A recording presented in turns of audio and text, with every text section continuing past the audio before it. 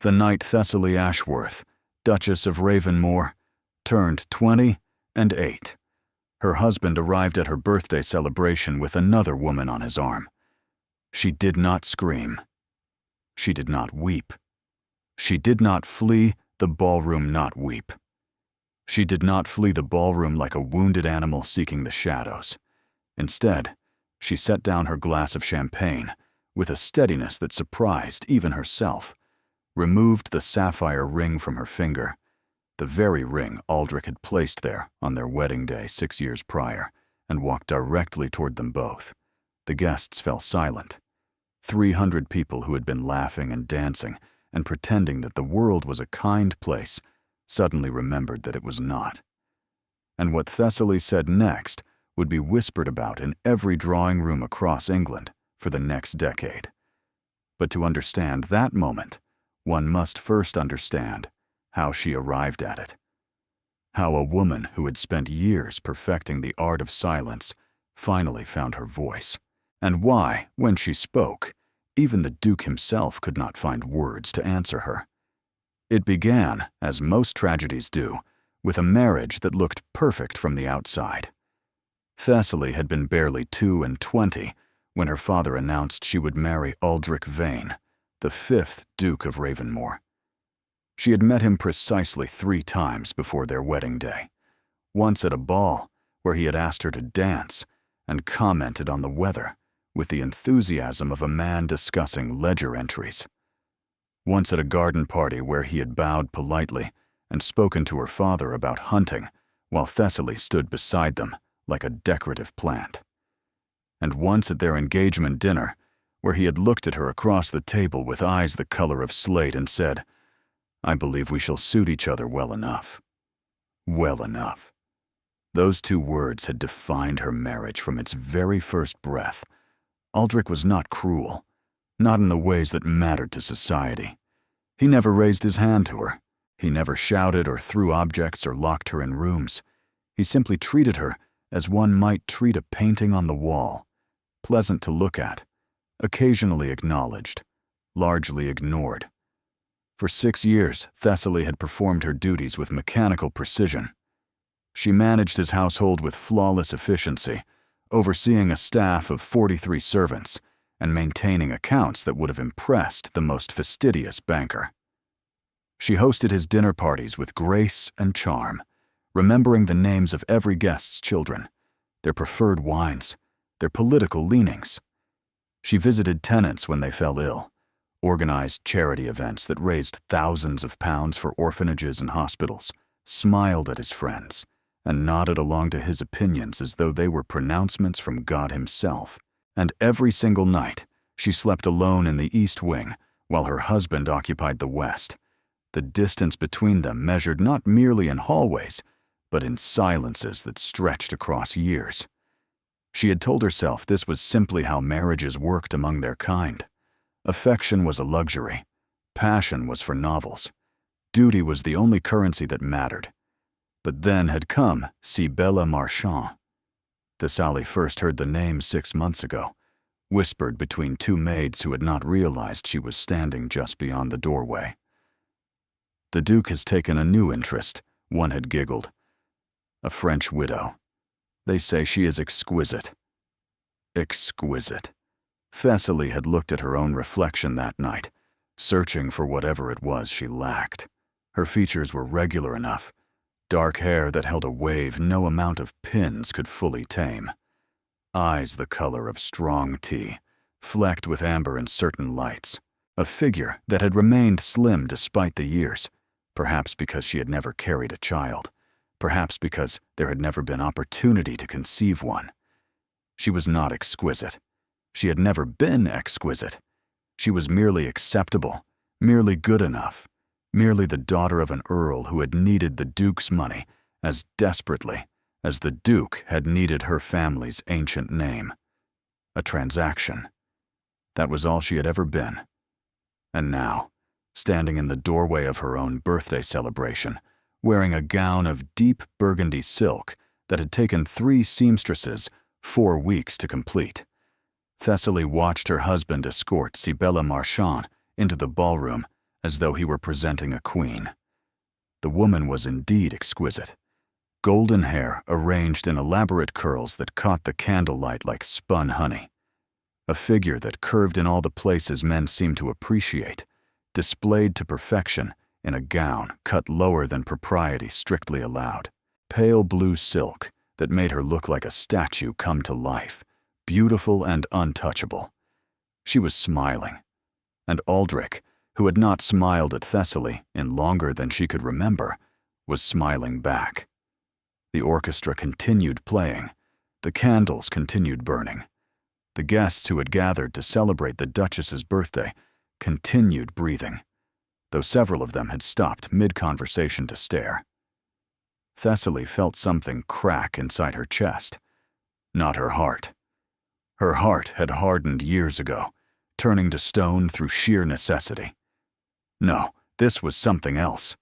Something that had been building pressure for 6 long years, pressing against the walls she had constructed around herself, demanding release. And finally, it found one. The Duchess moved through the crowd with the kind of grace that only comes from years of practice, years of pretending, years of wearing a mask, so perfectly fitted that she had nearly forgotten her own face beneath it. Guests parted before her like water before a ship's prow. Some reached out as though to stop her, their gloved hands hovering uncertainly in the air. Others simply stared, their champagne glasses frozen halfway to their lips, their conversations abandoned mid-sentence. A few of the younger ladies exchanged glances that mingled horror with something that might have been admiration. Lady Ashford, who had been Thessaly's closest acquaintance since childhood, called out her name in a voice tight with warning. Thessaly did not pause. She could not pause. If she stopped now, she might never start moving again. Aldrich noticed her approach when she was perhaps 20 feet away.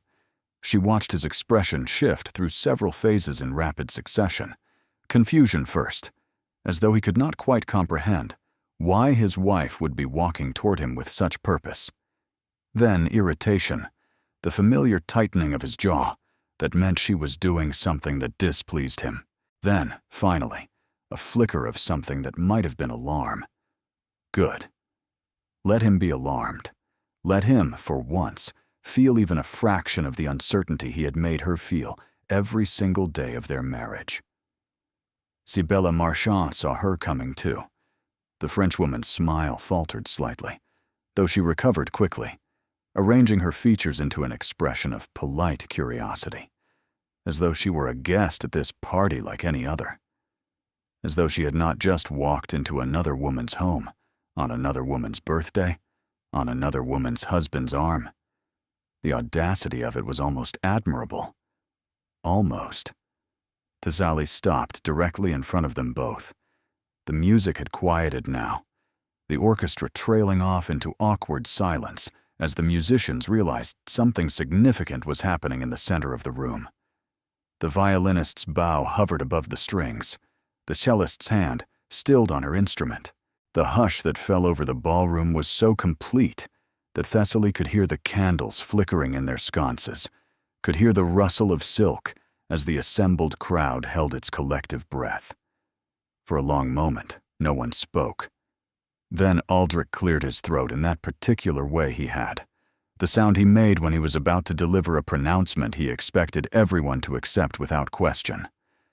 "Thessaly," he said, his voice carrying across the silent room. "May I present Madame Cybele Marchand? She is newly arrived from Paris and knew no one in London. I thought it only charitable to ensure she had company this evening." Charitable. The word hung in the air between them like smoke. Thessaly looked at her husband, really looked at him, perhaps for the first time since their wedding day. He was still handsome in the way that wealthy men often were, their features maintained by good food and easy living. His dark hair showed the first threads of silver at the temples now, and there were lines around his eyes that had not been there when she had married him. But his posture remained imperious, his chin lifted at that angle which suggested he believed himself above reproach. He truly thought she would accept this. He truly believed that she would smile politely, welcome his mistress to her birthday celebration, and continue playing the role of dutiful wife, while society watched and whispered and pitied her. And why would he not believe it? She had given him no reason to expect otherwise.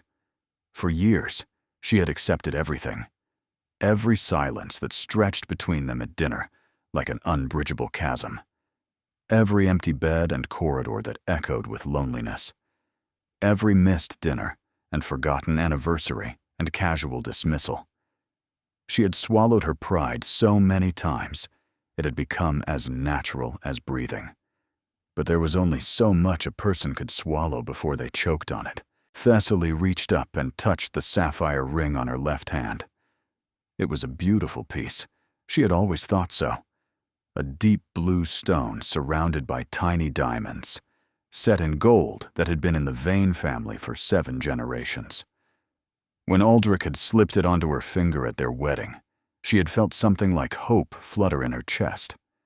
Perhaps, she had thought, perhaps this marriage might become something more than a transaction. Perhaps with time, with patience, with devotion, she might earn his affection. 6 years?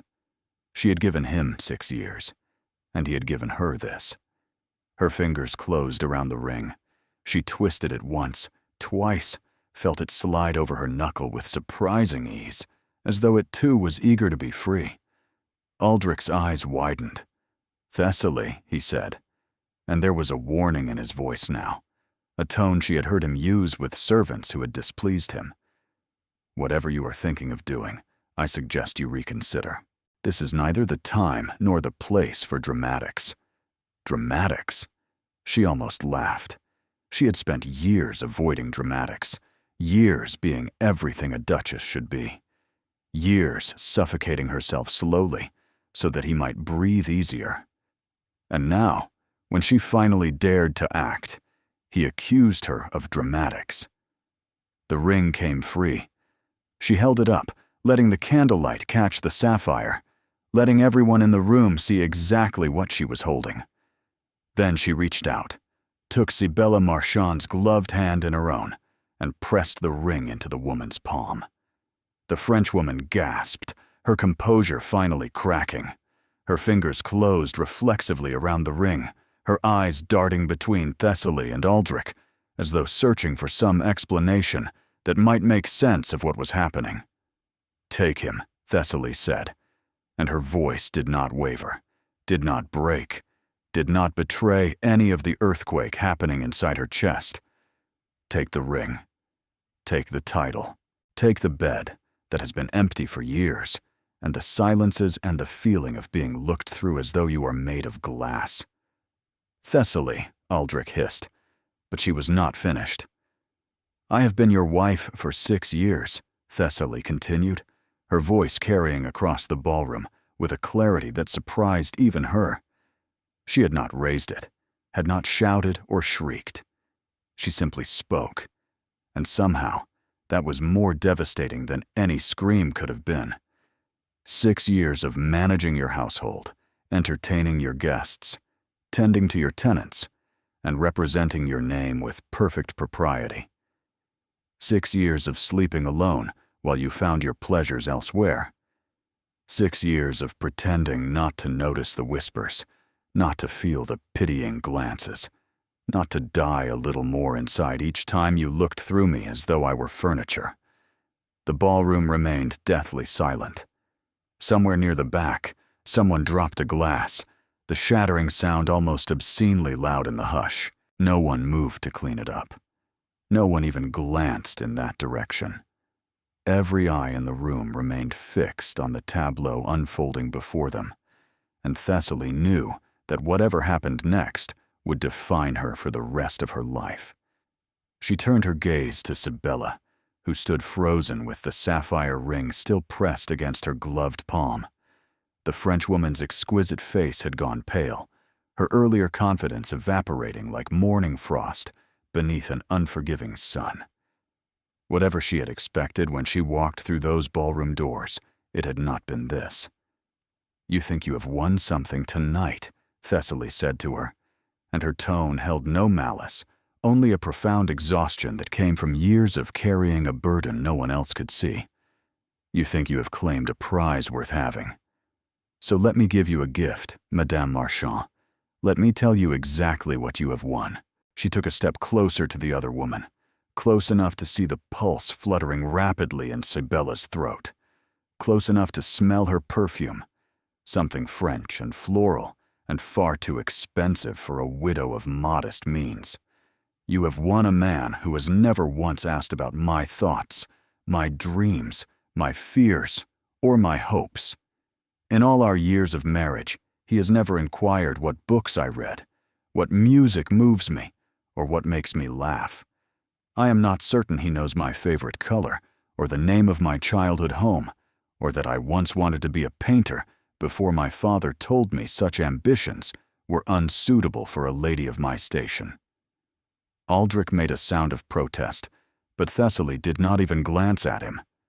You have won a man who will give you jewels, but never his attention, who will dress you in silk, but never see you clearly, who will put a ring on your finger and a roof over your head and believe that these things constitute love, because he has never understood that love requires something he is incapable of giving. And what is that? Sibella whispered, the words escaping before she could stop them. Her accent had thickened with emotion, the careful English she had cultivated slipping slightly to reveal the French beneath. Thessaly smiled then, and it was the saddest expression anyone in that room had ever seen. It was the smile of a woman who had learned something terrible about the world and could not unlearn it, no matter how desperately she wished she could. Himself, she said simply. He does not know how to give himself to another person, because he has never bothered to learn. He was raised to take, to acquire, to possess. And that is precisely what he will do with you. He will possess you until he grows bored. And then he will find another beautiful thing to add to his collection. And you will be left standing exactly where I am standing now, wondering what you did wrong, wondering why you were not enough. She stepped back, her gaze sweeping across the assembled guests, who stood frozen in their finery, champagne growing warm in their forgotten glasses. She saw Lady Ashford, with tears streaming down her face. She saw Lord Whitfield, with his jaw set in barely contained fury.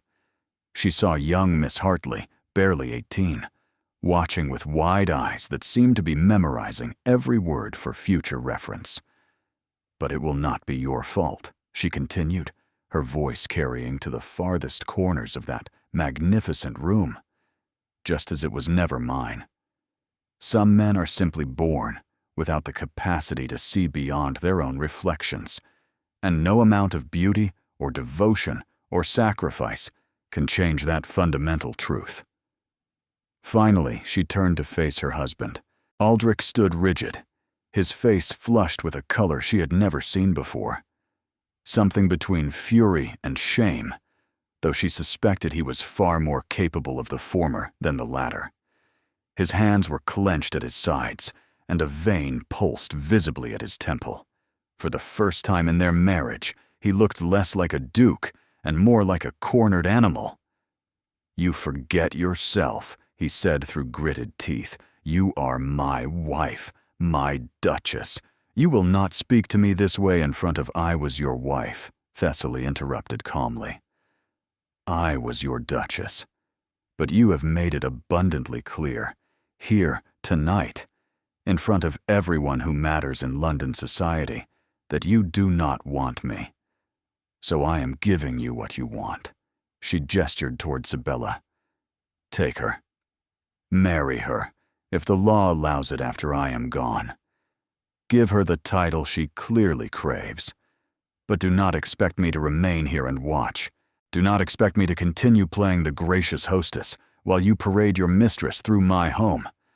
Whatever small piece of dignity I have left, I intend to keep." "You have no money," Aldrich said, and there was a cruel edge to his voice now, a desperation poorly disguised as confidence.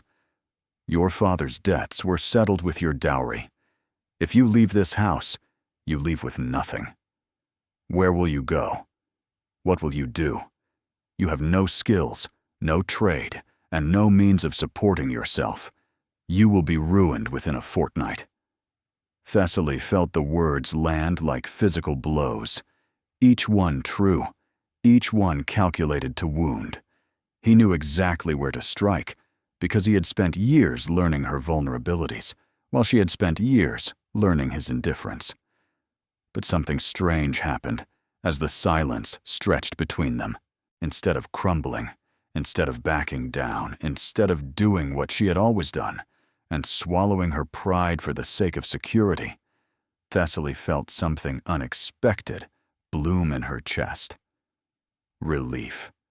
Pure, overwhelming relief. Because for the first time in years, she did not have to pretend anymore.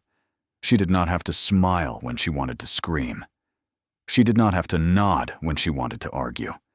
She did not have to accept crumbs of affection and convince herself they were feasts. She was finished. "Then I shall be ruined," she said softly.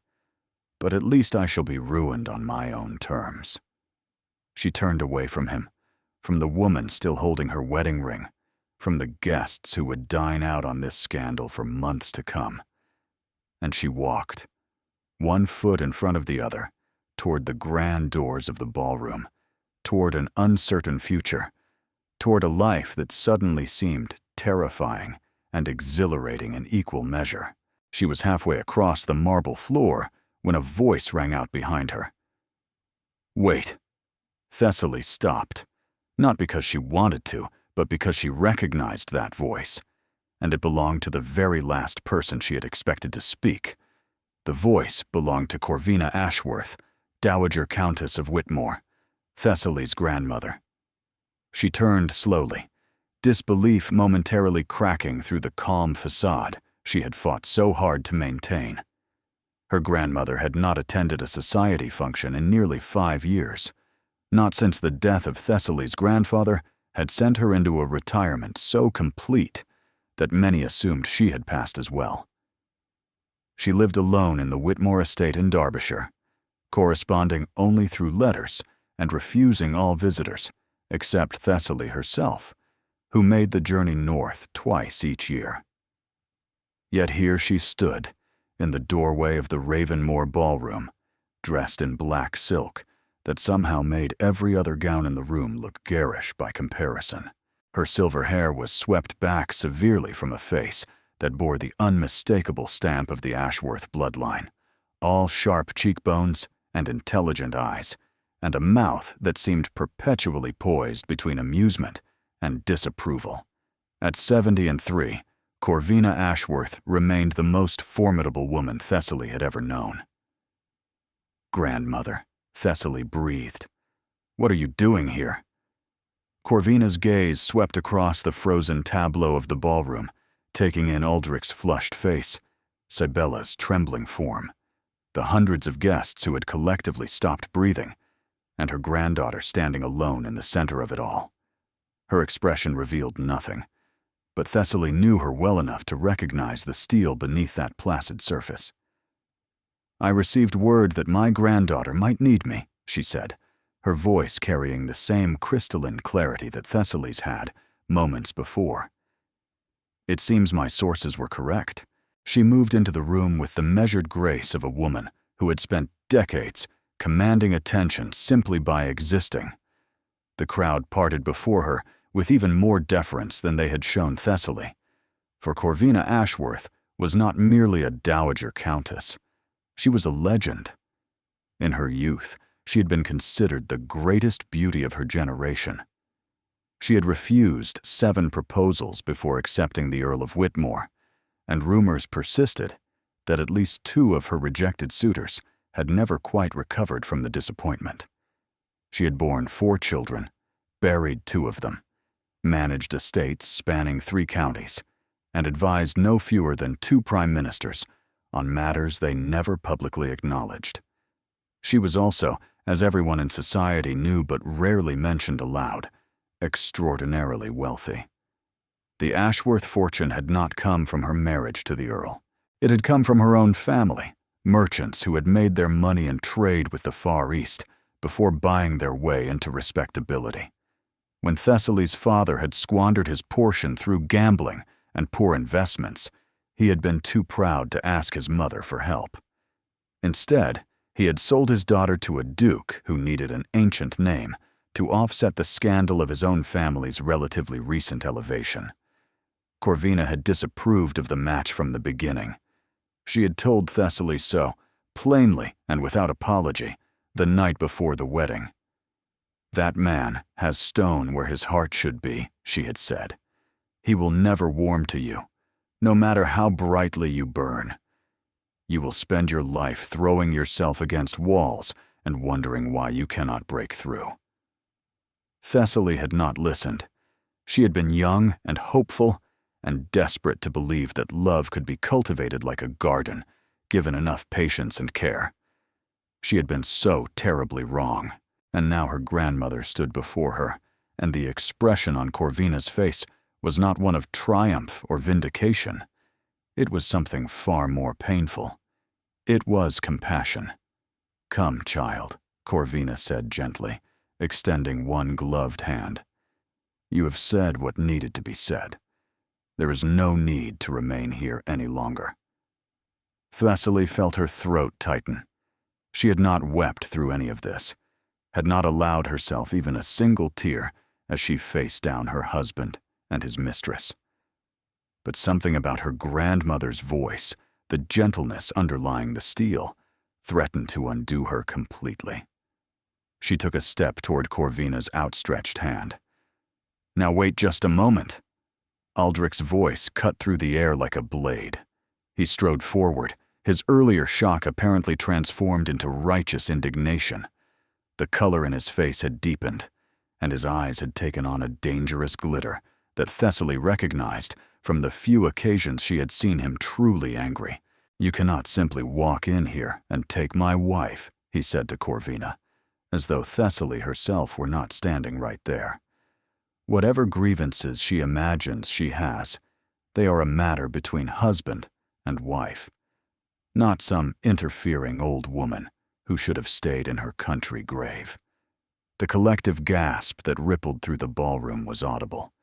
Even Sibella, still clutching the sapphire ring, looked horrified by the insult. Corvina, however, merely raised one silver eyebrow.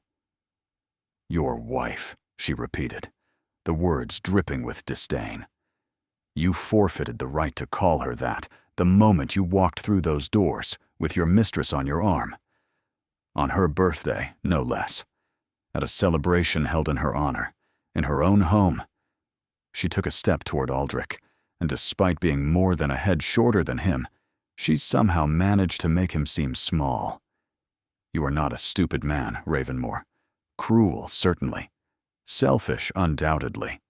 But not stupid, so you must have known what you were doing tonight. You must have understood that parading your paramour before witnesses would humiliate your wife beyond all bearing, which means you did it deliberately." Her eyes narrowed. "The question is why? What could you possibly hope to gain from such a public display of disrespect?" Aldrich's jaw worked silently for a moment. Then, with visible effort, he composed his features into something resembling dignity. "My personal affairs are none of your concern," he said stiffly. "Your personal affairs became my concern the moment they touched my granddaughter," Corvina replied. "And now, Ravenmore, you will listen very carefully to what I am about to say." She glanced briefly at Thessaly, something passing between them that needed no words. Then she returned her attention to the Duke. "Thessaly Ashworth came to you with nothing but her name and her father's debts," Corvina said, her voice carrying to every corner of the silent ballroom. "You paid those debts, I am aware. You consider that transaction complete. But you seem to have forgotten one rather crucial detail." She paused, letting the tension build until it was almost unbearable. "I am still alive." Aldrich's expression flickered with something that might have been unease, a crack in his carefully constructed armor that Thessaly had never seen before. When my granddaughter married you, Corvina continued, I made certain provisions in my will. Provisions that would ensure her security regardless of how her marriage fared. I had hoped, foolishly perhaps, that such provisions would never be necessary, that you would treat her with the respect she deserved, that the warmth of her spirit might eventually reach whatever distant thing passes for your heart. She shook her head slowly. I see now that I was overly optimistic. Whatever provisions you have made are irrelevant, Aldrich said, though his voice had lost some of its earlier confidence. A wife's property belongs to her husband under the law. Any inheritance Thessaly receives becomes mine by right. Corvina smiled then, and it was not a pleasant expression. It was the smile of a woman who had been waiting years for this moment. How fortunate that I employed solicitors rather cleverer than you, she said. My estate is structured quite specifically to prevent exactly that outcome. The inheritance is held in trust, administered by 3 independent trustees of impeccable reputation, parties entirely outside your reach, and accessible only to Thessaly herself. The terms are ironclad, drafted by men who have spent their careers ensuring that wealthy families cannot be despoiled by fortune hunters and unworthy connections. She paused, allowing her words to sink in. Should she choose to leave you, she would do so with an income of £12,000 per annum, plus a house in London, a substantial property in Brighton, with gardens that overlook the sea, and a rather charming villa in Italy that I've been saving for precisely this occasion. The villa, incidentally, was purchased before your marriage. Even had I wished to include it in Thessaly's dowry, which I most certainly did not, it would have been beyond your legal reach. The murmur that swept through the assembled guests was like wind through autumn leaves, carrying whispers of astonishment and something that might have been approval. 12,000 a year was not merely comfortable, it was wealthy, it was independent. It was everything Aldrich had claimed Thessaly would lose by leaving him, and more besides. You are lying, he said, but his voice had gone thin and reedy. I have never lied in my life, Corvina replied. I find it tedious and unnecessary. Unlike you, Ravenmore, I have no need to deceive others to get what I want. I simply take it. She turned back to Thessaly and extended her hand once more. The choice is yours, my dear. Stay here and continue suffering indignities I cannot bear to witness. Or come with me tonight and begin your life anew. I will not force you either way. But I want you to understand, completely and irrevocably, that you do have a choice. That you have always had a choice. And that whatever your husband has told you about your helplessness was nothing but another cage he built to keep you captive. Thessaly stood frozen, her mind racing through implications she could barely comprehend. 12,000 a year, a house in London, freedom. It seemed impossible. It seemed like a dream she might wake from at any moment, finding herself back in her bedchamber in the East Wing, alone as always, trapped as always. But her grandmother's hand remained extended, real and solid and waiting. And Sibella Marchand still held her wedding ring, and her husband stood there with fury burning in his eyes, and Thessaly realized with sudden, startling clarity that she felt nothing for him at all. Not love, certainly, but not even hatred. Just a vast, echoing emptiness where some emotion should have been. She had given him everything she had, and he had given her nothing in return. There was nothing left to lose. Thessaly stepped forward and took her grandmother's hand. The sound Aldrich made was not quite human. Something between a growl and a gasp, the noise of a man watching his property walk away from him without permission. If you leave this house, he snarled, you will never return. I will not take you back. I will not forgive this humiliation. You will be dead to me, Thessaly. Do you understand? Dead. Thessaly looked at him over her shoulder. Really looked, perhaps for the last time. I have been dead to you for years, she said gently. The only difference now is that I will finally be alive to myself. She turned away from him, and she walked out of the ballroom, her grandmother's hand warm in her own, leaving behind the sapphire ring, the whispered scandals, and the man who had never learned to love her. But as they reached the grand entrance hall, as the cool night air rushed in through the open doors, carrying the scent of rain and possibility, Thessaly heard footsteps behind them, quick footsteps, urgent footsteps, and a voice she did not recognize called out, "Please, Your Grace. Wait. There is something you must know. Something about your husband that changes everything." Thessaly turned. A young woman stood in the shadows of the hallway, dressed in the plain gray dress of a household servant. Her face was pale and frightened, and her hands were trembling visibly at her sides. But it was her eyes that caught Thessaly's attention. They were filled with a desperate, burning determination. The same determination Thessaly had felt just moments ago, when she had finally found the courage to speak. "Who are you?" Thessaly asked. The servant girl swallowed hard. "My name is Marin Blackwood," she said. "I was your husband's chambermaid, and I know why he brought that woman here tonight. I know what he is planning. And if you leave now, without hearing what I have to say, you will be playing directly into his hands." Thessaly felt her grandmother's grip tighten on her hand, a silent warning. The entrance hall felt suddenly oppressive, the air heavy with the weight of unspoken secrets. Behind them, she could hear the distant murmur of the ballroom, voices rising from their shocked silence into the eager buzz of scandal. But here in the shadows, there was only the servant girl with her frightened eyes and trembling hands, and the weight of words not yet spoken. "We should leave," Corvina said in a low voice. "Whatever this girl has to say can wait until we are safely away from this house." "With respect, my lady," Marin said, and there was steel beneath her fear. "It cannot wait.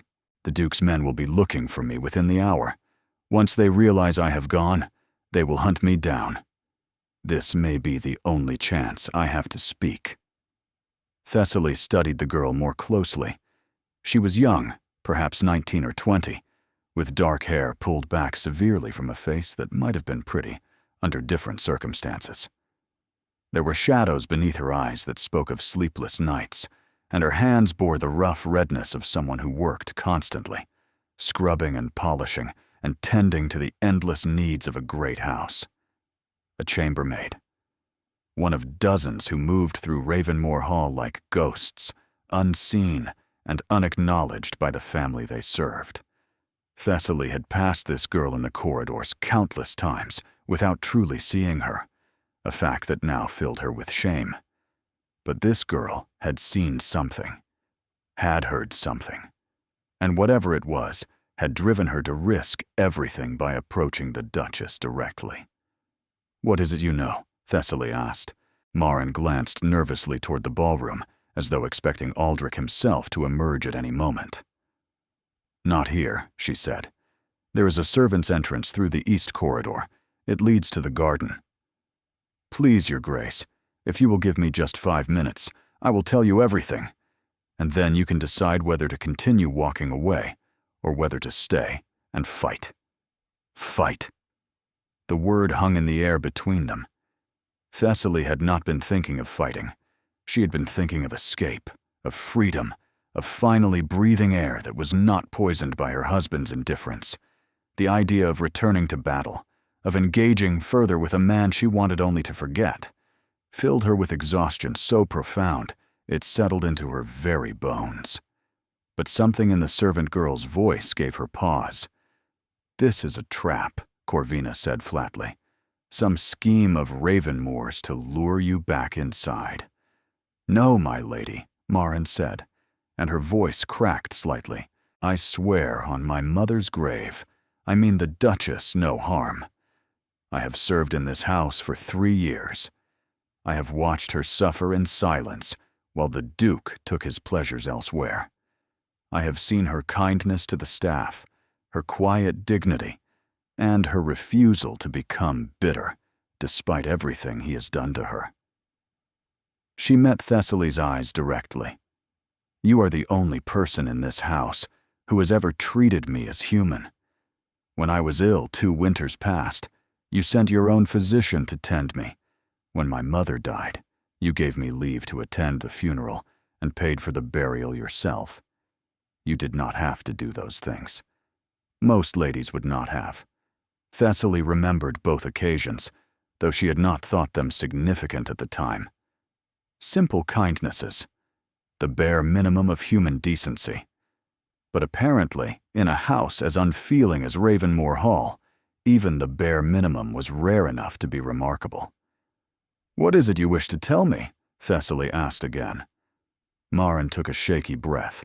"Your husband is not merely conducting an affair with Madame Marchand," she said.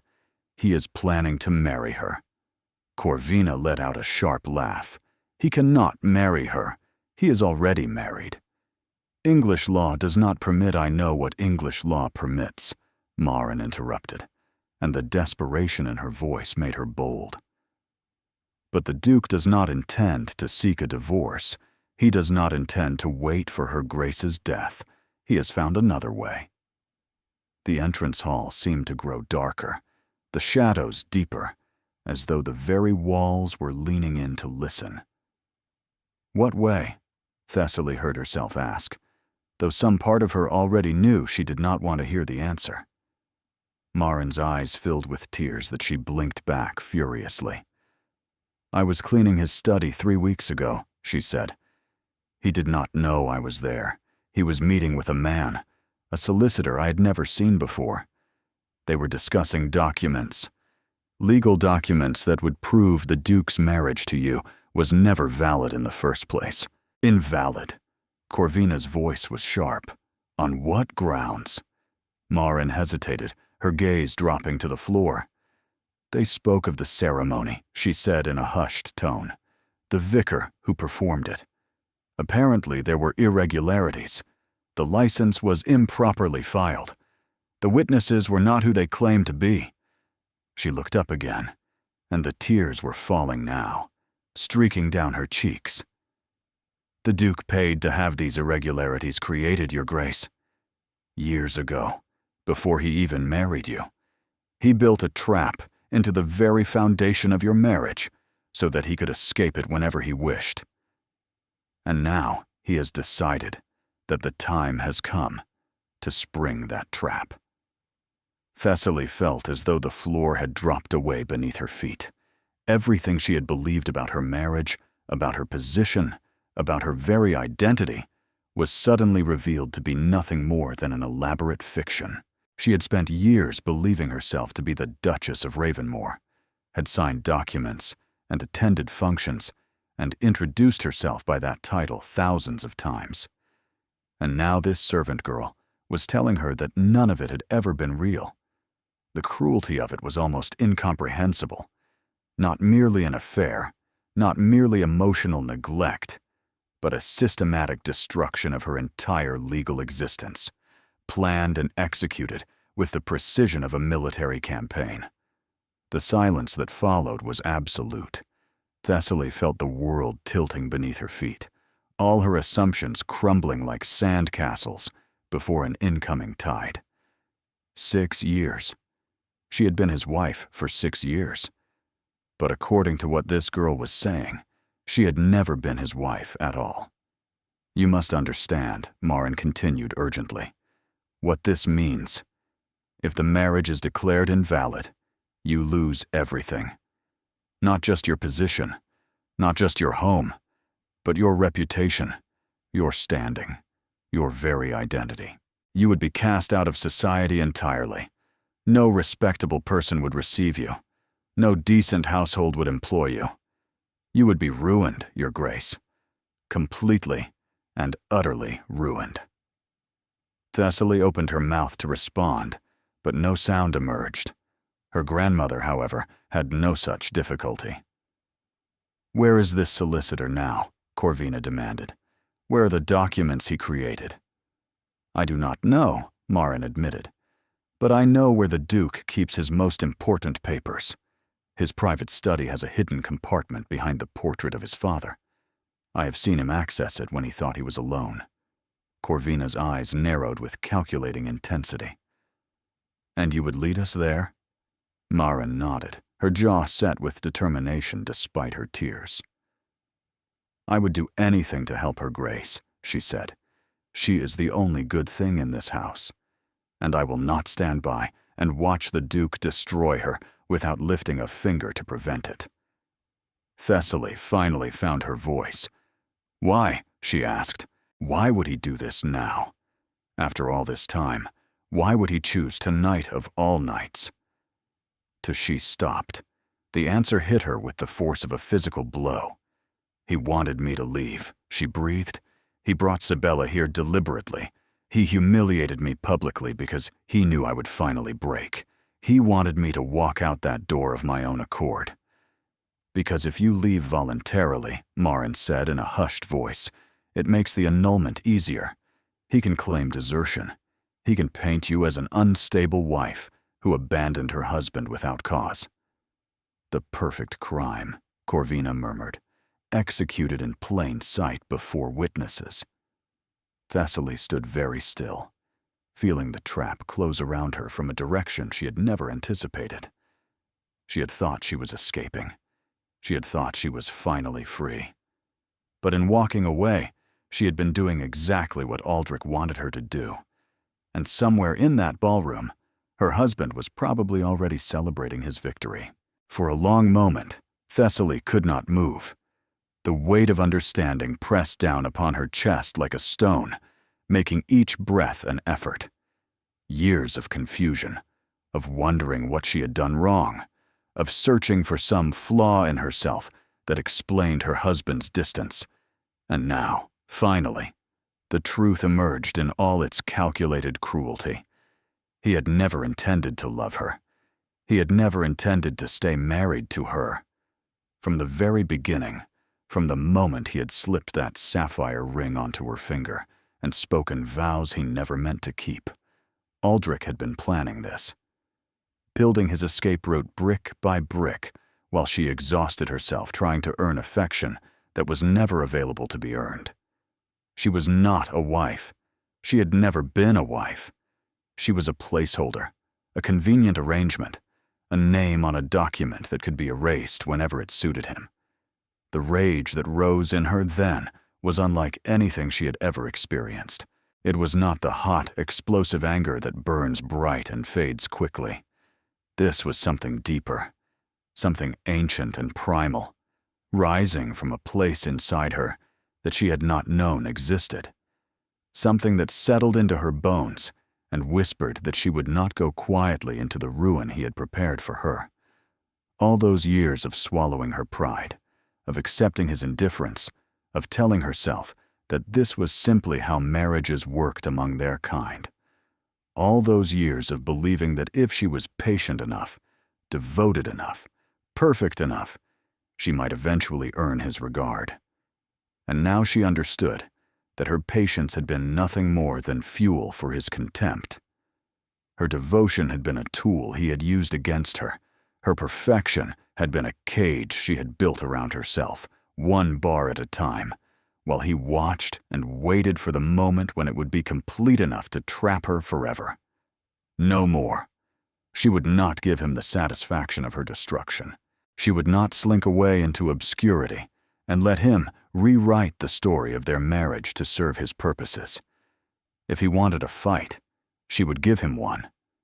And she would fight with every weapon at her disposal, every connection her grandmother had cultivated, every ounce of intelligence she had spent years suppressing because her husband found clever women tedious. Thessaly straightened her spine. "Show me," she said to Marin. "Show me where these documents are hidden." Corvina caught her arm. "Think carefully, child. If we are caught searching his study, he will have even more ammunition against you. He could claim you were attempting to steal from him." "Then we must not be caught," Thessaly replied, and her voice had taken on a quality she did not recognize, something hard and bright and utterly determined. "He has spent years weaving this trap. He believes he knows exactly how I will react, exactly what I will do. He expects me to run. He expects me to hide. He expects me to crumble." She met her grandmother's eyes. "I am finished being what he expects." Corvina studied her for a long moment. Then, slowly, a smile spread across her weathered face. "There she is," she said, with quiet satisfaction. "There is the girl I remember, the one who used to climb trees and argue with her tutors and swear she would never let any man tell her what to do." She squeezed Thessaly's hand. "Very well. Let us retrieve these documents, and then let us see just how clever the Duke of Ravenmore truly believes himself to be." Marin led them through a maze of servants' corridors that Thessaly had never known existed. The walls here were plain whitewashed plaster, the floors bare wood, worn smooth by generations of hurrying feet. Gas lamps flickered at intervals, casting dancing shadows that made every corner seem threatening. The sounds of the ballroom faded behind them, replaced by the distant clatter of the kitchen and the murmur of servants going about their duties. Several maids passed them in the corridor, their eyes widening at the sight of the Duchess in her burgundy gown moving through spaces she had never before entered. None of them spoke. None of them tried to stop her. If anything, Thessaly saw something that might have been hope kindling in their faces. "His study is on the second floor," Marin whispered as they climbed a narrow staircase, "but he rarely leaves it unlocked." "I do not know if I have a key," Thessaly said. Both Marin and Corvina turned to stare at her. Thessaly reached into the hidden pocket sewn into the seam of her gown and withdrew a small brass key. "He does not know I have it," she explained. "I found it 3 years ago, behind a loose stone in the fireplace of his bedchamber. I was searching for some evidence that he ever thought of me at all. Letters, perhaps. A gift he had bought, but forgotten. Something." Her mouth twisted. "Instead, I found this key, and a bundle of correspondence from women whose names I did not recognize. I put the letters back, but the key I kept."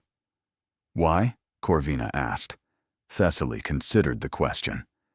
"I do not know," she admitted. "Some instinct, perhaps. Some part of me that knew a day might come when I needed access to his secrets." She looked at the key in her palm, tarnished now with age and neglect. "I never imagined it would be a day like this." They reached the landing of the second floor. The corridor here was richly carpeted, the walls hung with portraits of Aldrich's ancestors, men and women with distant eyes and haughty expressions. The family resemblance was unmistakable. Generation after generation of Vines, all wearing the same look of superiority, as though the world existed merely to serve their needs. "There," Marin pointed to a door at the far end of the corridor. "That is his private study. He allows no one inside except his valet, and occasionally, guests he wishes to impress." They moved quickly down the hall, Thessaly's slippers silent on the thick carpet. The door was solid oak, reinforced with iron bands that spoke of secrets worth protecting. She slid the key into the lock and felt it turn with a soft click that seemed impossibly loud in the corridor's silence. The study beyond was dark, lit only by the faint glow of moonlight filtering through heavy velvet drapes. Thessaly stepped inside, her heart pounding against her ribs, and immediately caught the scent of her husband's cologne, sandalwood, and something darker underneath. She had been in this room only once before, on the day of their wedding, when Aldrich had brought her here to show her the family documents she would need to sign. He had stood behind her as she wrote her name, close enough that she could feel his breath on her neck, and she had foolishly interpreted that proximity as intimacy, Now she understood it for what it was: surveillance, control. The watchful presence of a predator ensuring his prey had no opportunity to escape. "The portrait," Marin said, pointing to a massive painting that dominated the wall behind the desk. "His father, the fourth Duke. The hidden compartment is behind it." Thessaly approached the painting, studying the face of the man who had raised her husband. The fourth Duke had been dead for 15 years, but his likeness still radiated the same authority that Aldrich wore like a second skin. Dark eyes, thin lips, a jaw set in permanent disapproval. Whatever capacity for warmth the Vane bloodline might once have possessed, it had clearly been bred out generations ago. She reached up and gripped the edge of the heavy gilt frame, and froze. Footsteps, coming down the corridor, coming fast. There was no time to run. Thessaly released the portrait frame and spun toward her grandmother and Marin, her mind racing through impossible options. The footsteps were growing louder, accompanied now by voices, men's voices, speaking in low, urgent tones. Under the desk, Corvina commanded, her voice barely a whisper. "Both of you. Now." "But grandmother, I am a 73-year-old woman who wandered into the wrong room looking for a privy," Corvina interrupted, already composing her features into an expression of confused innocence. "They will not dare manhandle me. But if they find you here, everything is lost. Go." There was no time to argue. Thessaly grabbed Marin's hand and pulled her toward the massive mahogany desk that dominated the center of the room. The space beneath it was cramped, barely large enough for one person, let alone two. But somehow, they managed to fold themselves into the shadows, pressing against each other in the darkness, breathing as softly as humanly possible. Thessaly's heart hammered against her ribs with such force that she was certain the sound must be audible throughout the room. Her burgundy gown rustled with every breath, and she pressed her hand against her chest, as if she could somehow muffle the thundering of her pulse. Beside her, Marin had gone completely still, her body rigid with terror, her eyes squeezed shut as if she could will herself invisible. The dust beneath the desk tickled Thessaly's nose, and she felt a desperate urge to sneeze that she barely managed to suppress. The air was thick with the smell of furniture polish and old paper and the faint, lingering trace of Aldrich's cologne. Every sensation seemed magnified, every sound amplified. The distant murmur of the party, the creak of floorboards in the corridor, the measured breathing of her grandmother, who stood between them, and discovery with nothing but her wits and her reputation as weapons. Thessaly could see Corvina's skirts through a gap between the desk's carved panels. Her grandmother moved toward the door with remarkable composure, reaching it just as it swung open. Light flooded the room.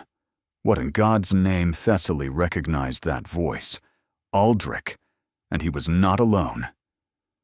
"Oh, thank heavens," Corvina said, her voice taking on a querulous quality Thessaly had never heard before. The doddering old woman, confused and lost. "I've been wandering these corridors for an age. Why must your house be so dreadfully large? I was merely searching for a retiring room." "This is my private study," Aldrich said. "How did you get in here?" "The door was locked." "Was it?" Corvina sounded genuinely bewildered. "How very odd. I simply turned the handle and it opened. Perhaps your servants forgot to secure it properly." A pause. Thessaly held her breath. "Where is my wife?" Aldrich demanded. "Your wife?" Corvina's confusion seemed to deepen. "I thought she was in the ballroom. Is she not there?"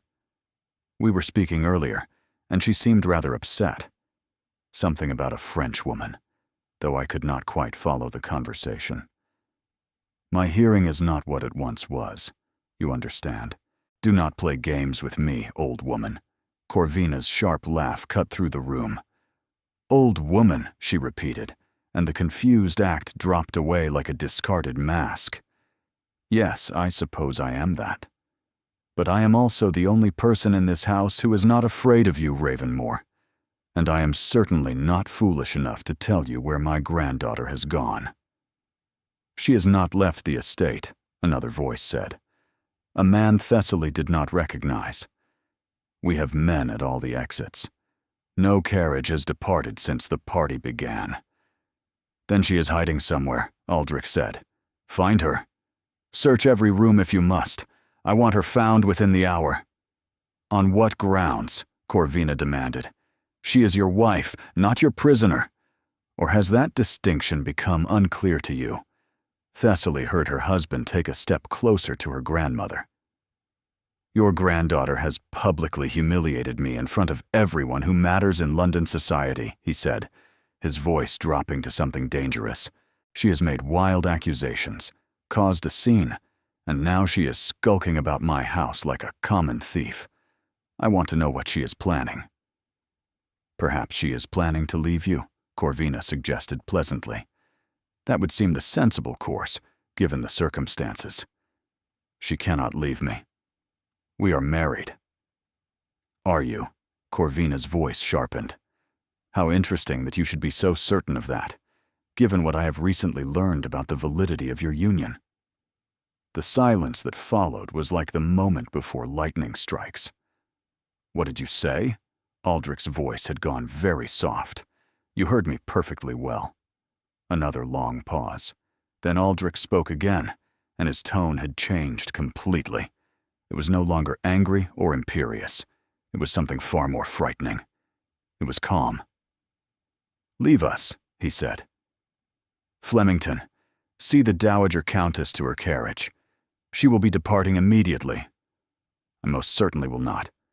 "You will," Aldrich interrupted, "or I will have you removed by force. This is my house, my estate, my authority. Whatever fantasies you have entertained about rescuing your granddaughter, they end now." Thessaly heard scuffling, heard her grandmother's sharp protest, heard the heavy footsteps of men who did not care about courtesy or dignity. And then, silence. The door closed, and Aldrich remained in the room. Thessaly felt Marin's hand tighten on her arm, felt the younger woman's body trembling with fear. She did not dare move, did not dare breathe, did not dare do anything but pray that her husband would leave. "I know you are in here, Thessaly." His voice echoed in the darkness. "Your grandmother's performance was admirable, but ultimately unconvincing. She would not have come to this room by accident, and she would not have deflected so desperately unless she was protecting something. Footsteps, moving closer, or someone." Thessaly closed her eyes. "I taught you nothing about deception during our marriage," Aldrich continued, his voice almost conversational now. "Perhaps I should have. You might have proven more useful with such skills." The footsteps stopped, right in front of the desk. "Come out," he said. "Whatever you hope to find here, you have failed. Whatever you hope to accomplish tonight, it is over. Come out, and we will discuss this like civilized people." Thessaly did not move. "Or," Aldrich said, and now his voice carried a thread of menace, "I can call my men back and have them drag you out like the disobedient animal you have apparently become. The choice is yours." She could not stay hidden. She could not let Marin be discovered. She could not let him win. Slowly, painfully, Thessaly unfolded herself from beneath the desk and rose to her feet. Her husband smiled. "There you are," Aldrich said, and his smile widened into something that did not reach his eyes. "My wandering wife." I was beginning to worry. Thessaly stood before him in the moonlit study, acutely aware of Marin still crouched beneath the desk, hidden by shadows and the sweep of Thessaly's skirts. If Aldrich looked too closely, if he demanded she step away from the desk, the servant girl would be discovered. And whatever protection Thessaly might hope to claim for herself as his wife, however false that claim might be, Marin would have none. She had to keep his attention on her. She had to be enough to fill his vision. "You wanted me to leave," Thessaly said, and she was proud of how steady her voice remained. That was the entire point of bringing Sibella here tonight. You wanted me to walk out that door in a fit of rage and despair. Aldrich tilted his head, studying her as one might study an insect that had suddenly demonstrated unexpected behavior. And yet here you are, he said, not fleeing, not weeping in some corner, but breaking into my private study in the company of your meddling grandmother. He stepped closer, and Thessaly forced herself not to retreat. What were you looking for, Thessaly? What secrets did you imagine you might find? She met his gaze directly. The documents, she said. The ones that prove our marriage was deliberately sabotaged from the beginning. The falsified license, the fraudulent witnesses, the trap you built into our union so you could escape it whenever you chose. Something flickered in Aldrich's eyes.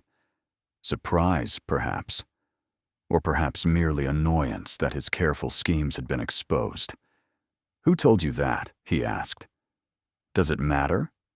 It matters very much. He circled around her, a predator assessing prey. Someone in my household has been indiscreet. I will need to address that problem once you and I have finished our conversation. Thessaly's heart clenched. She could not let him discover Marin, could not let another person suffer for trying to help her. No one told me, she said quickly. I found the documents myself months ago. I have been waiting for the right moment to confront you. Aldrich stopped circling. You are lying, he said flatly. You never enter this study. You have no key. And even if you had somehow gained access, you would not have known where to look. He stepped closer still, close enough now that she could smell his cologne, could see the fine lines around his eyes, could feel the hostility radiating from him. But no matter, he continued. The documents are no longer here. I moved them weeks ago, once I realized how close we were to the final phase. Final phase? Of our arrangement, Thessaly. He said her name as though it tasted sour on his tongue. You were always meant to be temporary, he continued, a stepping stone. Your father's ancient name gave my family the legitimacy we needed to complete our rise in society. But that usefulness has expired. The connections are made, the invitations secured. I no longer require the Ashworth bloodline to open doors for me. And Sibella? Thessaly asked. She is your next stepping stone? Aldrich smiled again. Sibella is many things you could never be, he said. Beautiful, passionate, alive. He reached out and touched her cheek, a mockery of tenderness. You were always so dreadfully proper, Thessaly, so correct and lifeless. I tried in the beginning to summon some feeling for you, but it was like trying to warm myself by an empty hearth. Thessaly felt his words land like blows, but she did not flinch. I was distant, she said, because you never gave me any warmth to respond to. I was lifeless because you drained the life from me drop by drop, day by day, until there was nothing left. She stepped back from his touch. I loved you, Aldrich. When we married, I loved you. I did not know you, but I was prepared to spend my life learning. I was prepared to be patient, to be understanding, to be everything you needed. Her voice hardened. But you never wanted a wife. You wanted a possession, and when you grew tired of me, you simply began planning how to dispose of me most conveniently. A harsh laugh escaped him. Dispose of you? I am setting you free. Once the annulment is finalized, you can do whatever you wish. Return to your grandmother's estate. Travel abroad. Marry again, if anyone will have you. With my reputation destroyed, Thessaly said. With society believing I was never truly your wife. With every door closed to me because of the scandal you have engineered. That, Aldrich said, is not my concern.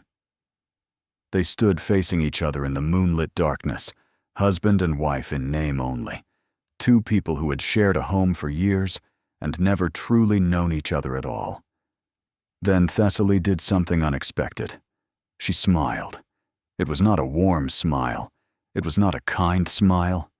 It was the smile of someone who has finally seen the board clearly and realized she has more pieces than her opponent believes. "You have made one miscalculation," she said. Aldrich's eyes narrowed. "And what is that?" "You assumed I would be alone." The door to the study burst open, and there stood Corvina Ashworth, flanked by two men in the dark coats of King's Council, their faces grim with professional purpose. Behind them came 3 constables from the Metropolitan Police, and in their hands they carried documents bearing the Duke of Ravenmore's own seal. Aldrich's composure shattered. "What is the meaning of this?" he demanded, his voice rising to a pitch Thessaly had never heard before. "This is my house. You cannot simply barge in here with—" "We can, actually," one of the King's Council interrupted calmly. His name was Hartwick, and Thessaly recognized him now from her grandmother's descriptions. One of the finest legal minds in England, and utterly incorruptible. When we have evidence of conspiracy to commit fraud upon the Church, forgery of legal documents, and corruption of court officers, we can do rather a lot of things. "This is preposterous," Aldrich sputtered. "Whatever documents you believe you have were recovered from the offices of your solicitor, Mr. Pembury, approximately 2 hours ago," Hartwick continued smoothly. "Madame Marchand first approached us more than a month ago with evidence of your scheme. Your grandmother," he nodded toward Thessaly, "subsequently contacted us 3 weeks past to add her own suspicions. We have been coordinating our investigation ever since." Thessaly stared at her grandmother. "A month ago," she whispered. "I told you I had made provisions," her grandmother replied, moving to stand beside her. "Did you think I meant only the financial ones?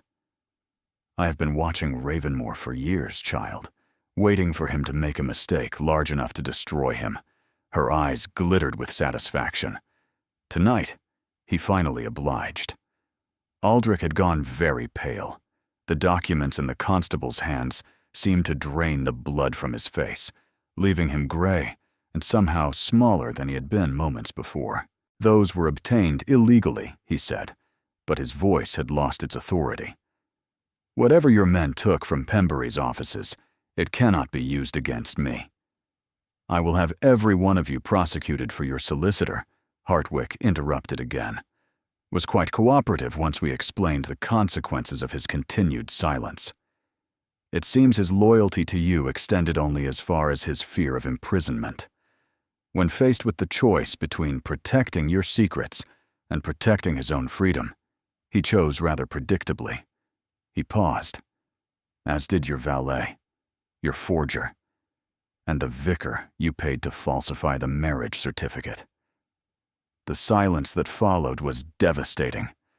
Thessaly watched her husband's face cycle through emotion after emotion. Fury, disbelief, calculation, and finally, beneath it all, something she had never expected to see there. Fear. Real, genuine fear. The kind of fear that comes when a man realizes that all his careful plans have crumbled to dust, that the web he has spent years weaving has caught no one but himself. Aldrich's hands trembled slightly at his sides, and Thessaly noticed for the first time how small he looked, without his armor of arrogance and certainty. How ordinary. How pathetic. She had spent years being afraid of this man, years walking on eggshells around his moods, years modulating her voice and her opinions and her very existence to avoid his displeasure. And now she saw that there had never been anything to fear at all. He was not a monster. He was merely a man, and a small one at that, whose power had always rested on nothing more substantial than her willingness to submit to it. "This changes nothing," Aldrich said, but even he seemed to know the words were hollow. You cannot prove anything. My solicitor will recant. The others will recant. By the time this reaches court. The time for courts has passed, Corvina said. She stepped forward, and despite her age, despite her size, she seemed suddenly as imposing as any of the men in the room. You have spent years tormenting my granddaughter, years treating her as less than human, years planning to cast her aside like refuse when you had extracted every ounce of usefulness from her. Her voice hardened. Did you truly believe no one was watching? Did you truly believe your cruelty would go unanswered? Aldrich opened his mouth to respond, and then a new voice spoke from the doorway. He believed exactly that. Everyone turned. Sibella Marchand stood in the entrance to the study, her pale blue gown luminous in the lamplight, her beautiful face arranged in an expression of calculation that Thessaly had not seen there before. Because I encouraged him to believe it, she continued. I told him you were weak, Duchess. I told him you would crumble at the first sign of pressure. I told him your grandmother was an irrelevant old woman whose threats meant nothing. She stepped into the room, and Thessaly noticed that she no longer held the sapphire ring. It rested now in a velvet pouch at one constable's belt, seized as evidence of the fraud. I was very convincing, Sibella said. It is, after all, what he paid me to be. Aldrich stared at her in horrified disbelief. Sibella? Madame Marchand came to us first, Hartwick explained, something almost like satisfaction warming his usually dry voice. She approached our offices more than a month ago with evidence of your scheme, after you attempted to recruit her as a participant in your fraud. You, Aldrich whispered, and the single word contained more venom than Thessaly had ever heard from him. You treacherous, treacherous? Sibella laughed, and it was not a pleasant sound. You approached me with an offer to destroy an innocent woman's life in exchange for a title and a fortune. You assumed I would accept because I was beautiful, and French, and widowed, and therefore, in your estimation, desperate and amoral. She moved closer to him, her eyes blazing. You assumed wrong. Marin emerged from beneath the desk, finally free from hiding, and went to stand beside Thessaly. The young servant's face was streaked with tears, but her expression held the same fierce triumph that Thessaly felt blazing in her own chest. You see, Aldrich, Thessaly said in a low voice, that is the miscalculation I mentioned. You spent so many years treating everyone around you as objects to be used and discarded. You never considered that those objects might decide to use you in return. She stepped forward, close enough to look directly into her husband's eyes. I am not your wife, she said. You ensured that when you corrupted our marriage before it even began. But I was your victim for years. And now, finally, I am your reckoning. The constables moved forward, and Aldrich Vane, 5th Duke of Ravenmore, did not resist as they placed him in irons. The scandal that erupted in the following weeks was unlike anything London society had witnessed in a generation. The Duke of Ravenmore, arrested in his own home on charges of fraud, forgery, and conspiracy. His carefully constructed schemes laid bare in court documents that became the favorite reading material of every drawing room in England. His supposed mistress revealed as an agent of his destruction rather than an instrument of his pleasure. His wife, or rather the woman society had believed to be his wife, transformed overnight from an object of pity into a figure of fascinated admiration. The newspapers could not print enough copies to meet demand. The scandal sheets worked their presses around the clock, and in every corner of the city, from the grandest ballrooms to the humblest taverns, people discussed the Duchess who had finally said enough. Thessaly weathered it all with the same composure that had carried her through years of silent suffering. But now, that composure came from strength rather than submission. She moved into her grandmother's London townhouse the night of the arrest, and did not return to Ravenmore Hall. She had no desire to see the place again, no attachment to the rooms where she had spent so many lonely nights, no sentiment for the gilded cage that had never truly been her home. The legal proceedings that followed were complex and exhausting. Because the marriage had been deliberately invalidated from its inception, Thessaly was technically entitled to nothing from the Duke's estate. But the scale of his fraud, the deliberate nature of his deception, and the public sympathy generated by her treatment combined to create circumstances that the courts could not ignore. The trial itself lasted 3 weeks and became the most discussed legal proceeding of the decade. Every day, crowds gathered outside the courtroom, hoping to catch a glimpse of the principal figures in this extraordinary drama. Thessaly attended each session, dressed in simple dark colors that conveyed neither mourning nor celebration, her face composed in an expression that gave nothing away. She sat in the gallery and listened as witness after witness described her husband's cruelty, his calculations, and his utter disregard for the woman he had promised to love and cherish. Some of the testimony was difficult to hear. Servants spoke of finding her weeping alone in empty corridors. Former friends admitted to avoiding her because Aldrich had made it clear that anyone who showed her too much kindness would find themselves excluded from his social circle.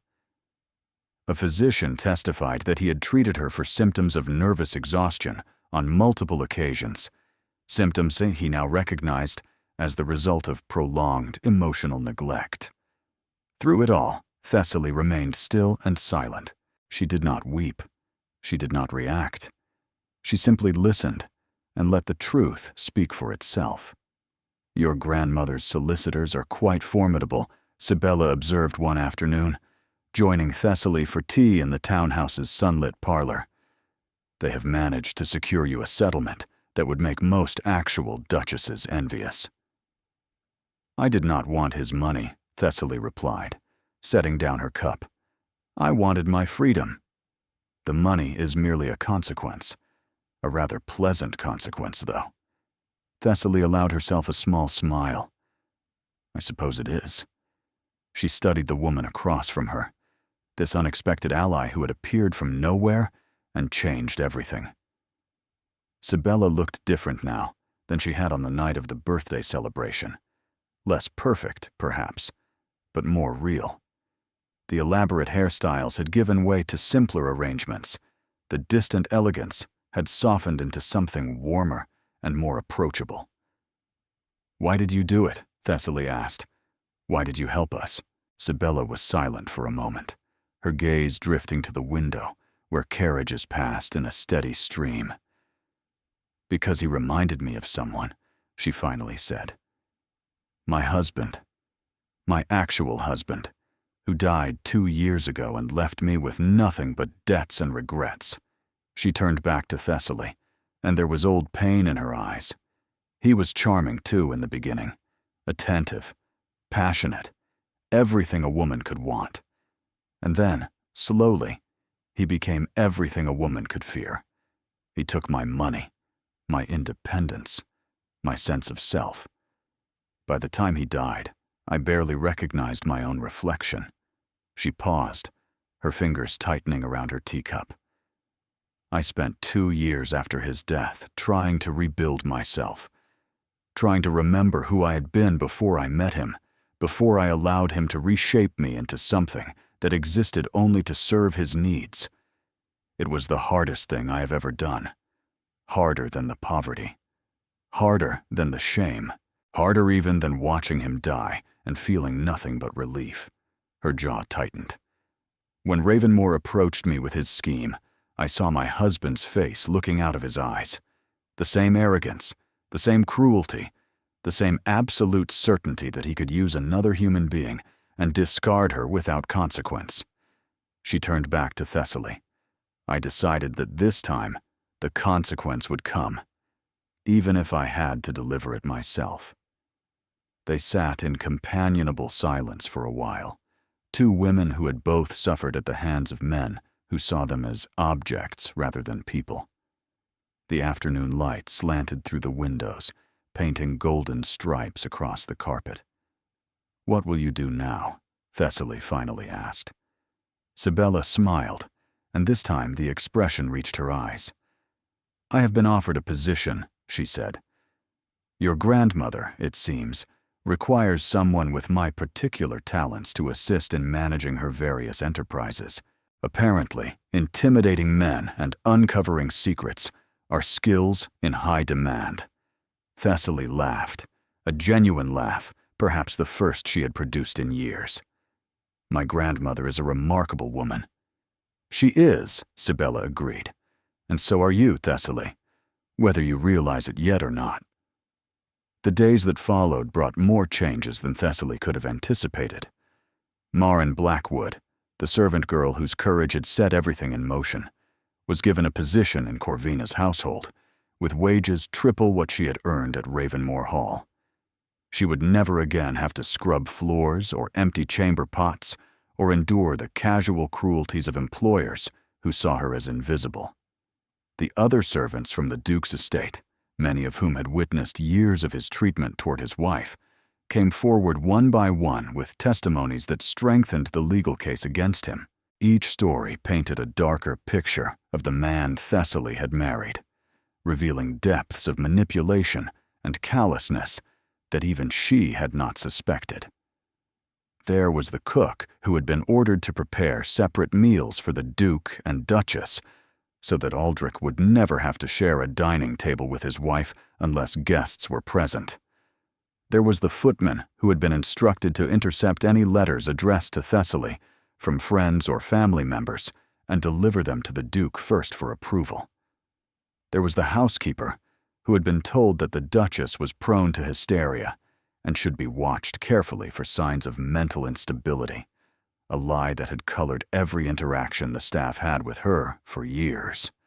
Each revelation was more damning than the last, and through it all, Thessaly began to understand just how thoroughly she had been isolated, how completely her husband had controlled every aspect of her existence without her ever realizing it. And slowly, tentatively, Thessaly began to remember who she had been before she became the Duchess of Ravenmore. She took up painting again, setting up an easel in her grandmother's garden and spending long afternoons capturing the play of light through leaves. At first, her hands trembled when she held the brush, and the colors she mixed were muddy and uncertain. But slowly, day by day, the skill returned, and with it came something else, something she had not expected. Joy. Pure, uncomplicated joy in the act of creation, in the transformation of blank canvas into something beautiful, in the knowledge that she was doing something simply because she wanted to, not because anyone expected it of her. She began reading voraciously, devouring the books she had denied herself during her marriage because Aldrich considered women's education a waste of time. Philosophy and history and novels that transported her to worlds entirely unlike her own. She discovered that she had opinions, strong ones, about politics and art and the proper organization of society. Opinions she had never been permitted to express, let alone explore. She started taking walks through London's parks without a chaperone, without a schedule, without anyone telling her where she should be or how she should behave. She learned the names of flowers she had never noticed before. She stopped to watch children playing, their laughter a sound she had not truly heard in years. She sat on benches and fed pigeons and talked to strangers about the weather, and every small interaction felt like a miracle. For the first time in years, she was learning to exist as a person rather than a possession, and it was terrifying and exhilarating in equal measure. 3 months after the night that changed everything, Thessaly stood in the garden of her grandmother's Brighton estate and watched the sun set over the sea. The trial had concluded 2 weeks earlier. Aldrich had been found guilty on all charges and sentenced to 7 years imprisonment. a remarkable outcome that owed as much to public outrage as to legal precedent. The newspapers had declared it a victory for justice, a warning to other men who might consider treating their wives as pawns in their personal games. The Ravenmore estate had been seized, pending the resolution of various civil claims against it. The servants had been dispersed to other households, many of them carrying letters of recommendation that Thessaly herself had written. The grand ballroom where she had finally spoken her truth would soon be shuttered and silent, its chandeliers darkened, its mirrors reflecting nothing but dust and memory. And Aldrich himself was gone, transported to a prison in the north, where he would spend the next 7 years contemplating the consequences of his cruelty. Thessaly had not attended the sentencing. She had not needed to. She had already said everything that needed to be said on that night 3 months ago when she had removed her ring and handed it to his mistress. Thessaly felt neither triumphant nor satisfied. She simply felt free. The gardens here were nothing like the manicured perfection of Ravenmore Hall. They were wild and rambling, full of roses that climbed wherever they pleased, and paths that wound through tangles of lavender and honeysuckle. Her grandmother had designed them deliberately, she said, to remind herself that beauty did not require control. A lesson Thessaly was still learning. Footsteps approached on the gravel path behind her, and she turned to find Corvina walking toward her with careful steps, one hand resting on a silver-handled cane she had recently begun using. "You will catch cold standing out here," her grandmother said. "The air is warm. The air is damp. At my age, there is little difference." Corvina reached her side and stood for a moment, gazing out at the water. The setting sun painted the waves in shades of gold and rose, and somewhere in the distance, a gull called its lonesome cry. "I received a letter today," she said, "from Aldrich's solicitors, the new ones." Thessaly felt a familiar tightness in her chest. "What do they want?" "He wishes to see you," Corvina said in a low voice, "before he is transferred to the prison in Yorkshire. He claims he has something to say to you. Something important." The tightness intensified. "I have no interest in anything he might say. I told them as much. But I wanted you to know that the request was made." They stood in silence, watching the colors of the sunset shift from gold to rose to deepening purple.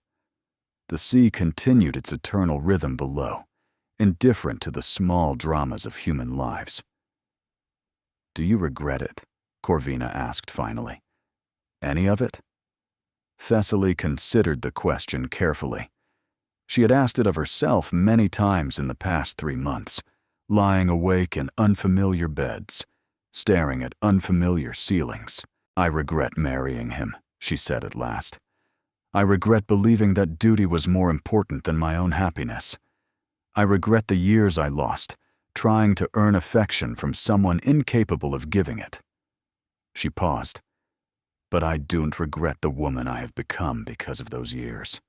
I do not regret learning that I am stronger than I ever believed, and I do not regret standing in that ballroom and finally speaking the truth that I had been choking on for so long."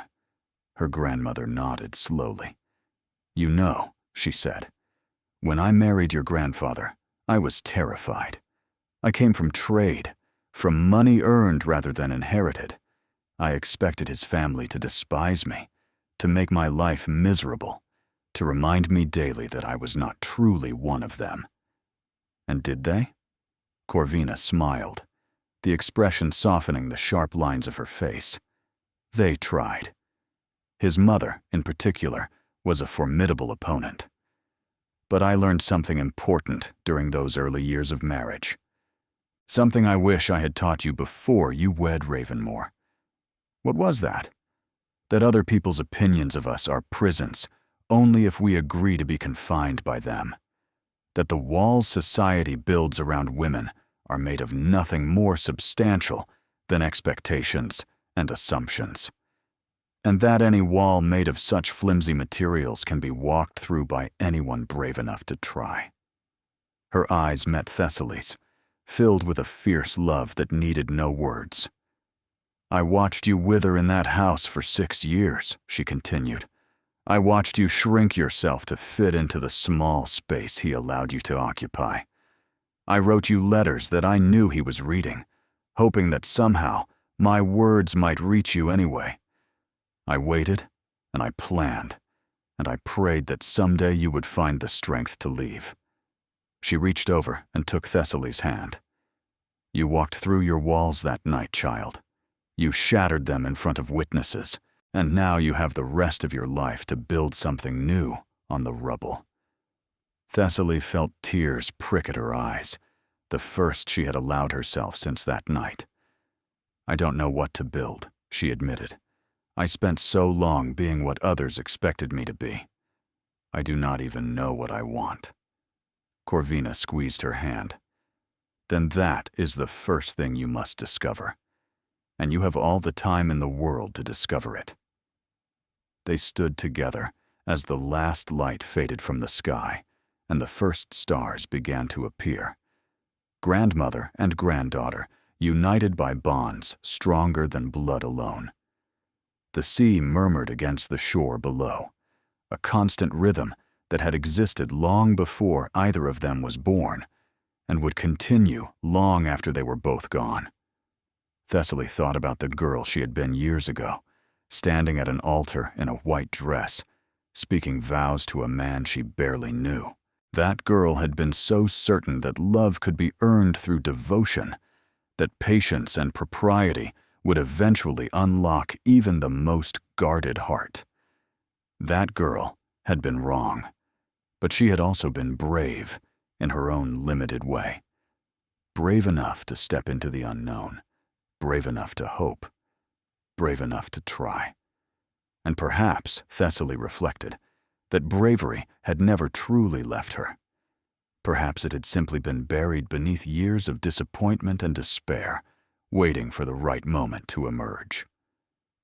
The night of her birthday had been that moment. The instant when Aldrich had walked through those ballroom doors with Sibella on his arm, something inside Thessaly had finally snapped. Not broken, she realized now. Snapped free.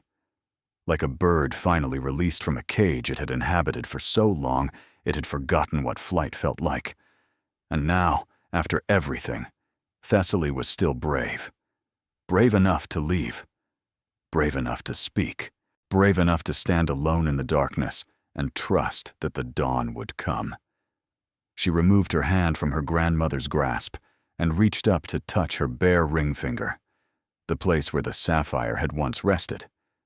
The skin there had tanned slightly over the past 3 months, erasing the pale band that had marked her as someone's property.